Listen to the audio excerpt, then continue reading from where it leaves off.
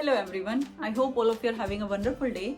Namaste India, welcome back to my channel. So here I am with yet another interesting vlog for all of you.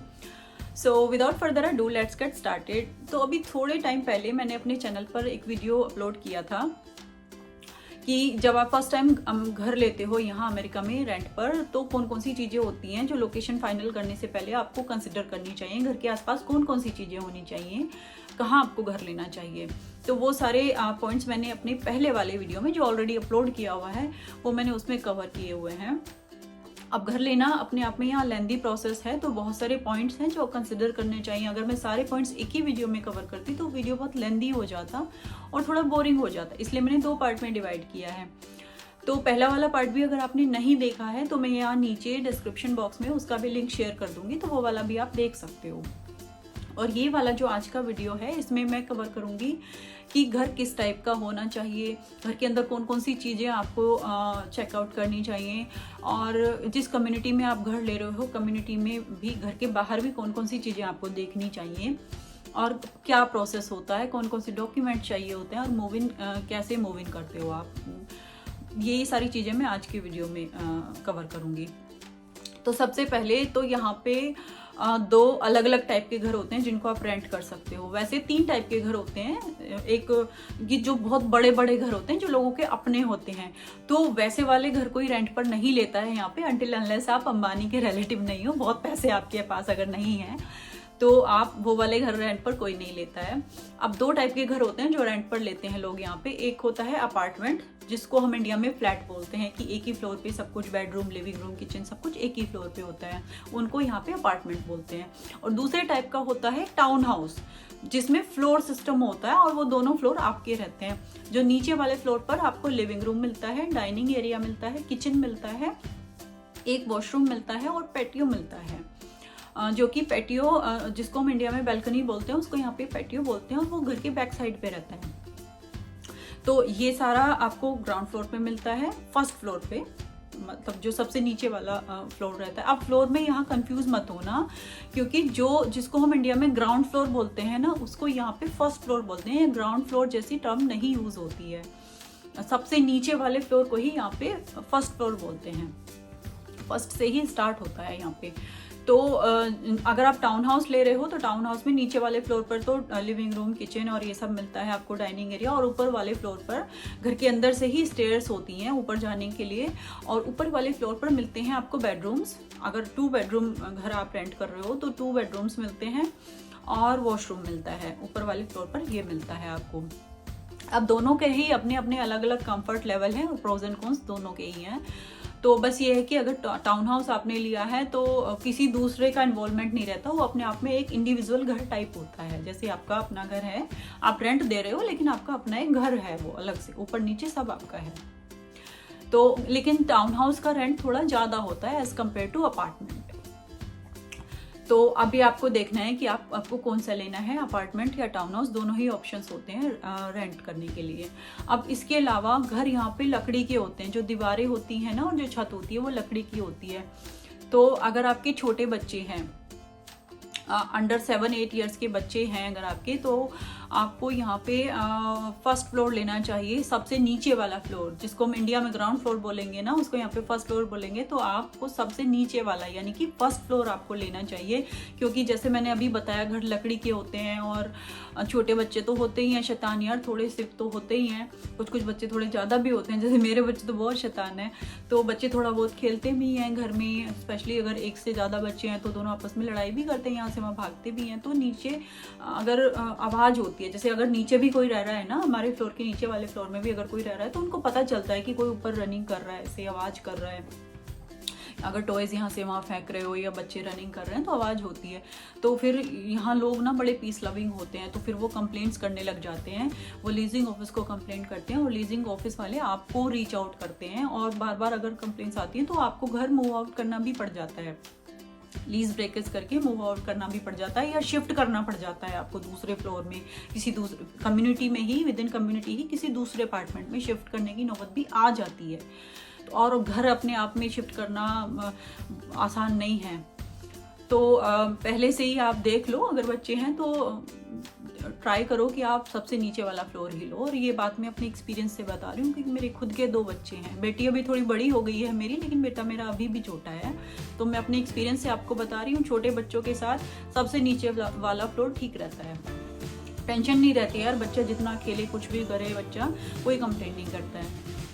तो एक तो ये हो गई flooring वाली बात। उसके अलावा घर के अंदर फ्लोरिंग 2 तरह की होती है। एक तो कारपेट होता है, 80% घरों में, यहाँ किसी भी स्टेट में आप चले जाइए आपको कारपेट मिलेगा, ठीक है। लिविंग रूम में, बेडरूम में और हर जगह कारपेट होता है। बस किचन और वॉशरूम में कारपेट नहीं होता है। और एक दूसरे टाइप की फ्लोरिंग होती है जिसको हार्डवुड फ्लोरिंग बोलते हैं, जो लकड़ी की होती है। तो अभी आपको देखना है कि आपको कारपेट वाली फ्लोरिंग चाहिए या फिर हार्डवुड वाली चाहिए। अब दोनों के अपने अपने प्रोज एंड कॉन्स हैं यहाँ पर भी, क्योंकि जैसे अगर छोटे बच्चे हैं सपोज और कारपेट पे जूस गिरा दिया या दूध गिरा दिया या कुछ चीज़ खा रहे हैं वो गिरा दी, तो उसको क्लीन करना थोड़ा मुश्किल होता है। कारपेट क्लीनर से क्लीन करना पड़ता है और थोड़ा मुश्किल होता है वो। लेकिन अगर हार्डवुड फ्लोर पे कुछ गिरा है तो उसको क्लीन करना आसान होता है, क्योंकि वो विजिबल होता है, उसको क्लीन करना आसान होता है। लेकिन अगर आप ऐसी जगह पे घर ले रहे हो, ऐसी लोकेशन पे, जैसे शिकागो हो गया, बोस्टन हो गया, न्यूयॉर्क हो गया, जो ठंडी जगह है, जहाँ ठंडी बहुत ज़्यादा पड़ती है, विंटर्स में स्नोफॉल रहता है ज़्यादा लंबे टाइम, तो ऐसी जगहों पर कारपेट का अपना एक अलग कंफर्ट होता है, थोड़ी वार्मथ रहती है कारपेट से। लेकिन अगर आपको या आपके बच्चे को किसी भी तरह की एलर्जी है तो हमें कारपेट वाला घर अवॉइड करना चाहिए। ये मेरा अपना एक्सपीरियंस नहीं है, लेकिन ये मैंने बहुत सारे लोगों से सुना है कि कारपेट वाले घरों में उन बच्चों को या उन लोगों को प्रॉब्लम होती है जिनको किसी टाइप की एलर्जी है। तो अब ये आपको पॉइंट यहाँ पे कंसिडर करना है कि आपको कैसी फ्लोरिंग चाहिए।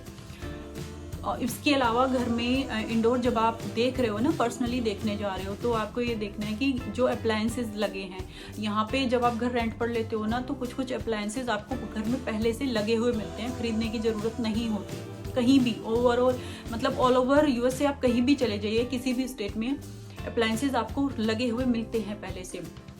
उनमें जैसे रेफ्रिजरेटर हो गया, जैसे कुकटॉप हो गया, कुकटॉप में ही नीचे अवन रहता है, वो कुकटॉप का ही पार्ट रहता है, ऊपर कुकटॉप नीचे अवन रहता है, और डिश वॉशर होता है।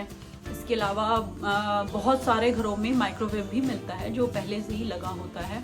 तो ये अप्लायंसेस नए हैं कि पुराने हैं, ये भी आपको देखना चाहिए, क्योंकि कुछ कुछ घरों में घर पुराने होते हैं लेकिन अप्लायंसेस नए होते हैं, कुछ कुछ घरों में अप्लायंसेस थोड़े पुराने होते हैं। तो ऑल्दो अगर सच कोई प्रॉब्लम नहीं है, अगर आपने ऐसा घर भी ले लिया है जिसमें अप्लायंसेस पुराने लगे हुए हैं, काफ़ी पुराने लगे हैं, लेकिन अगर उनको चलते चलते वो बंद हो जाते हैं, कुछ प्रॉब्लम होती है, तो वो आके रिप्लेस कर देते हैं, या तो उसको ठीक कर देते हैं या रिप्लेस कर देते हैं फ्री ऑफ कॉस्ट। आपको उसके लिए कुछ पे नहीं करना होता है, बस आपको रिक्वेस्ट रेज करनी होती है। तो पर ही आपको देखना है, कुछ कुछ लोगों को होता है कि नहीं हमें तो अप्लायंसेस नए ही चाहिए, तो ये सारी चीज़ें आप कंसिडर कर सकते हो कि अप्लायंसेस नए हैं कि पुराने हैं।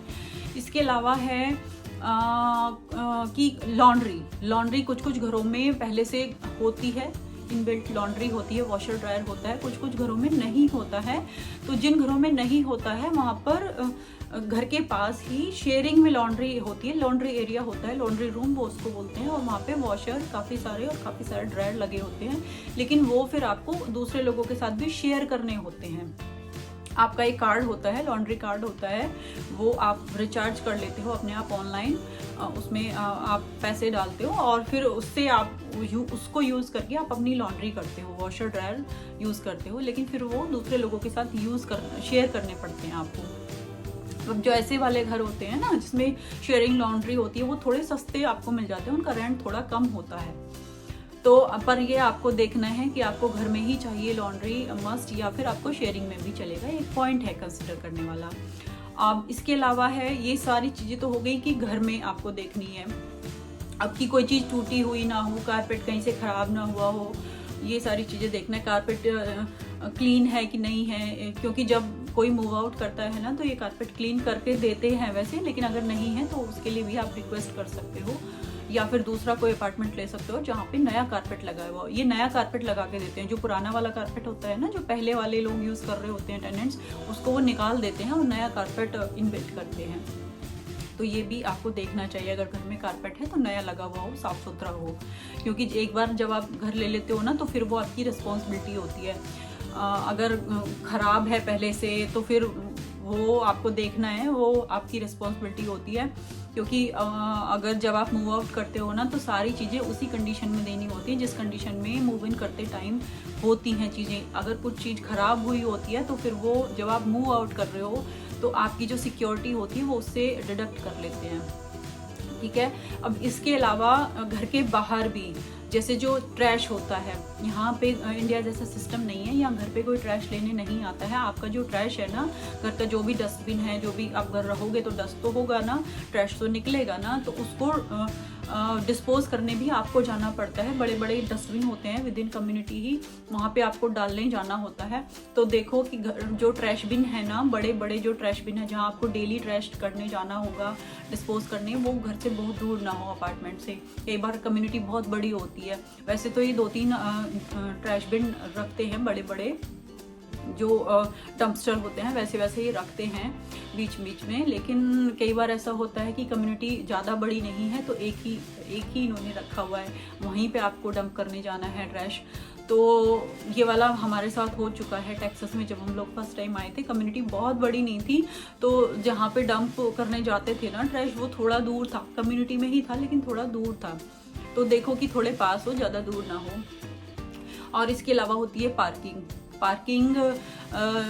कवर्ड होती है। कहीं पार्किंग तो हर जगह होती है, लेकिन कहीं कहीं पे कवर्ड होती है, कहीं कहीं पे ओपन पार्किंग होती है, कहीं कहीं पे कवर्ड और रिजर्व्ड होती है। आपके ही अपार्टमेंट के लिए रिजर्व होती है कि वहाँ पे कोई और पार्क नहीं करेगा, आप ही अपनी गाड़ी पार्क करेंगे वहाँ पे। और कहीं कहीं पे ओपन पार्किंग होती है कि फर्स्ट कम फर्स्ट सर्व वाला, कि जो जहाँ जिसको जगह मिल जाए वो कर दे वहाँ पे। तो वो थोड़ा सा अनकम्फर्टेबल रहता है। कई बार होता है कि आप ऑफिस से आए हो and you are having a bad day और उसके बाद आपको पार्किंग नहीं मिल रही है तो और मूड ख़राब होता है। तो ये एक पॉइंट है, आपको देखना है कि पार्किंग है कि नहीं है। अब ये सारी चीज़ें आपने देख ली, आपने घर फाइनल कर लिया, आपने लोकेशन फाइनल कर ली, सारी चीज़ें फाइनल होगी। अब इसके बाद आती है मूव इन करने की बारी, प्रोसेस स्टार्ट करने की बारी।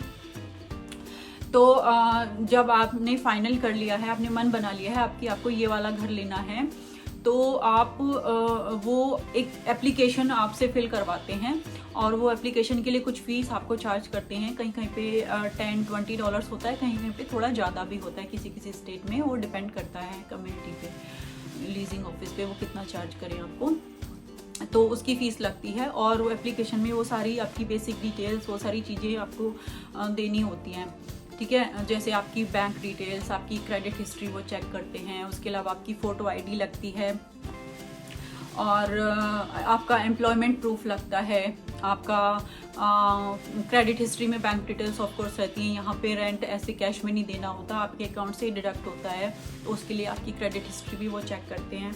अब जब आप फर्स्ट टाइम आ रहे हो तो क्रेडिट हिस्ट्री तो आपकी नहीं होगी। अगर आप अभी आए हो, अभी आप घर ले रहे हो, तो क्रेडिट हिस्ट्री तो आपकी नहीं होगी।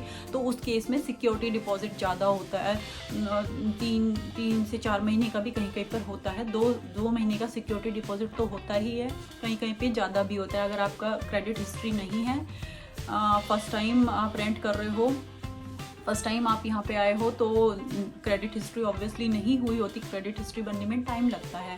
तो उस केस में आपका रेफरेंस ज़्यादा चाहिए होते हैं और डिपॉजिट ज़्यादा लगता है आपका। और इसके अलावा कहीं कहीं कुछ कम्युनिटीज़ में SSN भी आपका मांगते हैं। SSN सोशल सिक्योरिटी नंबर होता है, जैसे हमारे इंडिया में आधार कार्ड होता है। तो आप अगर SSN एकदम आते ही नहीं बनता है, SSN बनने में टाइम लगता है, तो आप ऐसी कम्युनिटी में घर लो जिनको SSN नंबर नहीं चाहिए हो। तो यूजुअली तो SSN नहीं मांगते, पर कुछ कम्युनिटीज़ की टर्म होती है कि उनको SSN चाहिए। और पास्ट रेंटल हिस्ट्री भी वो आपकी देखते हैं। अब अगर आप फर्स्ट टाइम घर ले रहे हो तो आपकी रेंटल हिस्ट्री तो नहीं होगी, तो उस केस में जो आपके रेफरेंस होते हैं, जिनका आप रेफरेंस देते हो, गारंटर जिसको आप कह सकते हो, तो वो उनकी बैकग्राउंड चेक करते हैं और उनका क्रेडिट हिस्ट्री उनकी चेक करते हैं। वो एक तरह से सेफ साइड चलते हैं कि अगर आप नहीं दे पा रहे हो, आप अगर किसी वजह से आप रेंट पे नहीं कर पा रहे हो या कोई भी किसी भी चीज़ की प्रॉब्लम है, किसी भी बात की प्रॉब्लम है, तो वो उनकी गारंटी होती है। जो आपके रेफरेंस होते हैं ना, जिनका नंबर आप देते हो, जिनका नाम आप देते हो, वो उनकी गारंटी होती है। और एप्लीकेशन फिल आपने कर दी, डॉक्यूमेंट्स में होता है employment proof, photo ID, reference letters, 2 या 3 रेफरेंस लेटर्स होते हैं, क्रेडिट हिस्ट्री होती है। अगर आपकी क्रेडिट हिस्ट्री नहीं है तो फिर आप जो रेफरेंस दे रहे हो उनकी क्रेडिट हिस्ट्री देखते हैं, उनकी जो पे स्लिप्स होती हैं, जो रीसेंट पे स्टब्स होते हैं वो चेक करते हैं कि अगर आप रेंट नहीं दे पा रहे हो तो रेंट कौन देगा, ये देखने के लिए। और ऑब्वियसली सिक्योरिटी डिपॉजिट 2 से 3 महीने का सिक्योरिटी डिपॉजिट होता है, वो डिपेंड करता है अगर आपकी क्रेडिट हिस्ट्री है कि नहीं है, उस पॉइंट पे डिपेंड करता है। और ये एप्लीकेशन आप जब आपने एप्लीकेशन भर दी उसके बाद 2 से 3 दिन का टाइम लगता है ये सारे प्रोसेस में फाइनलाइज होने में, अप्रूव होने में या फिर रिजेक्ट होने में 2 से 3 दिन का टाइम लगता है। वो लीजिंग ऑफिस वाले आपको रीच आउट करते हैं, उसमें आपको वो मेल के थ्रू रीच आउट करते हैं और वो फ़ोन भी करते हैं। अब यहाँ पे सबसे इम्पोर्टेंट बात यह है कि जो भी कोई भी प्रोसेस आप कर रहे हो, घर रेंट पर ले रहे हो या कोई भी A to Z कोई भी ऐसा काम कर रहे हो ना, ट्राई करो कि आप उसको ईमेल के थ्रू करो।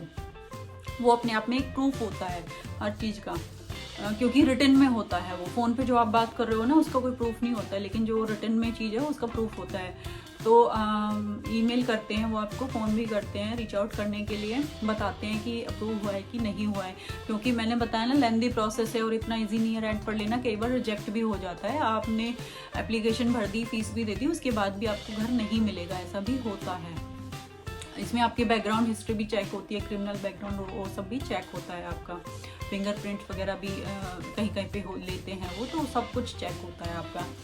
तो अब इसके अलावा ये सारे डॉक्यूमेंट चाहिए होते हैं। और मूव इन करने के लिए भी कहीं कहीं पर फिक्स डेज होते हैं, फिक्स टाइम और फिक्स डेज होते हैं, कहीं कहीं पर नहीं होता है, लेकिन कहीं कहीं पर होता भी है कि उन्हीं दिन पे आप मूव इन कर सकते हो। और एक टाइम भी वो बताते हैं आपको कि इस टाइम से इस टाइम के बीच में आप मूव इन कर सकते हो, अपना शिफ्ट कर सकते हो। तो ये वो सारे पॉइंट्स हैं जो आपको कंसिडर करने चाहिए यहाँ पर घर रेंट पर लेते टाइम।